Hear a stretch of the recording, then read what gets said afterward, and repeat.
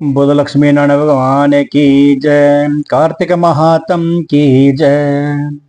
सुना प्रश्न ऋषियों का और बोले सूत जी ज्ञानी। 20वां अध्याय में सुनो श्री हरि की सच्ची वाणी। सियापति राम जय जय राम। बोल सियापति रामचंद्र महाराज की जय।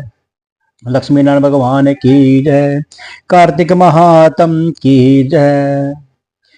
तीर्थ व्रत और दान आदि के करने से समस्त पाप नष्ट हो जाते हैं, मगर प्रेत योनि में रहने वाले को इसका अधिकार नहीं है।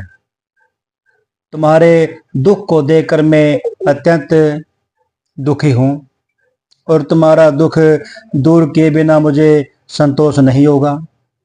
तुम्हारे पाप बड़े भारी हैं, क्योंकि यह तीनों योनियां बहुत बड़े ही पाप करने वालों को प्राप्त होती हैं, और प्रेत योनि तो थोड़े पुण्य से नष्ट भी हो सकती है, लेकिन ये तुम्हें इन योनियों से अवश्य छुड़ाऊंगा।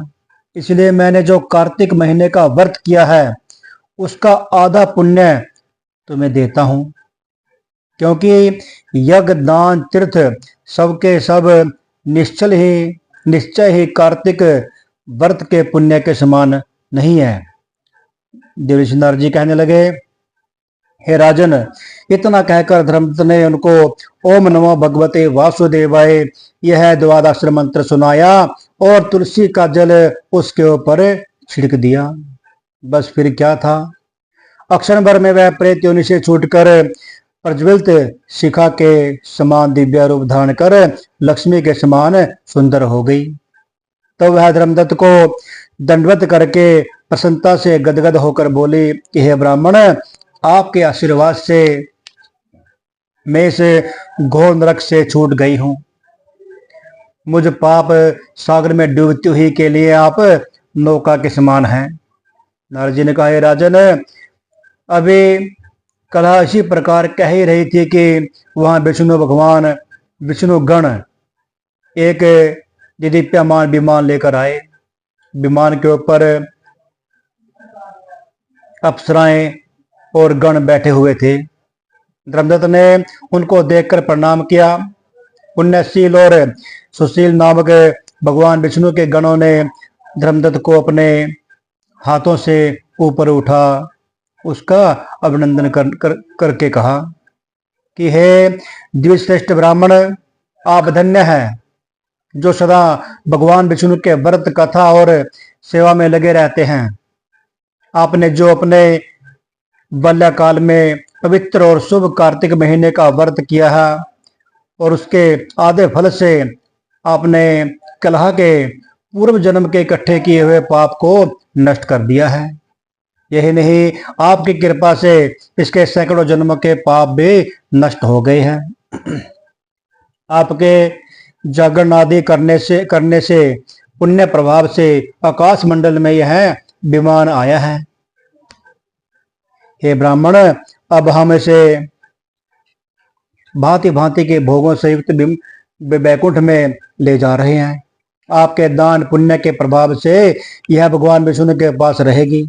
आप भी इस जन्म के बाद अपनी दोनों स्त्रियों सहित बैकुंठ में विष्णु भगवान जी के पास रहोगे और मुक्ति प्राप्त करोगे। हे दया सागर, वह मनुष्य धन्य है और जन मुनि का फलीभूत है जिन्होंने तुम्हारी तरह विष्णु भगवान की भक्ति की है, क्योंकि भगवान विष्णु अपने भक्तों को भला क्या नहीं देते।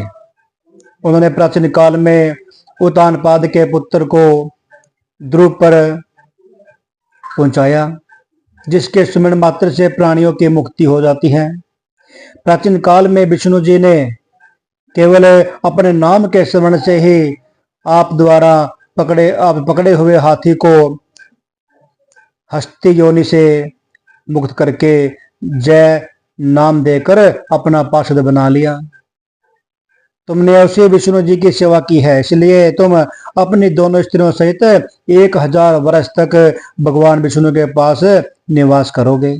जब तुम्हारा पुण्य अक्षीण हो जाएगा तब तुम सूर्य वंश में अपने दोनों रानियों के साथ राजा दशरथ के नाम से प्रसिद्ध होंगे, तथा यह कलह तुम्हारे आधे पुण्य की भागीदार होने के नाते तुम्हारी तीसरी भार्या होगी, और वह भगवान विष्णु पुत्र के रूप में तुम्हारे पास रहेंगे और देवताओं का कार्य करेंगे। विष्णु जी को प्रसन्न करने वाले तुम्हारे कार्तिक महीने वर्ष से अधिक महत्वपूर्ण यह दान तीर्थ आदि और कोई भी नहीं है। हे दया सागर, तुम धन्य हो, क्योंकि तुमने जगत गुरु भगवान विष्णु को प्रसन्न करने के लिए कार्तिक महीने का व्रत किया है, जिसके आधे पुण्य के फल के भागीदार कला है। इस समय हम इसे अपने साथ विष्णु लोक को ले जा रहे हैं। जो श्रद्धा भक्ति के साथ विष्णु भगवान की भक्ति करता है, व्रत करता है, उसे विष्णु लोक प्राप्त हो जाता है। बोलो लक्ष्मी नारायण भगवान की जय, कार्तिक महात्म की जय।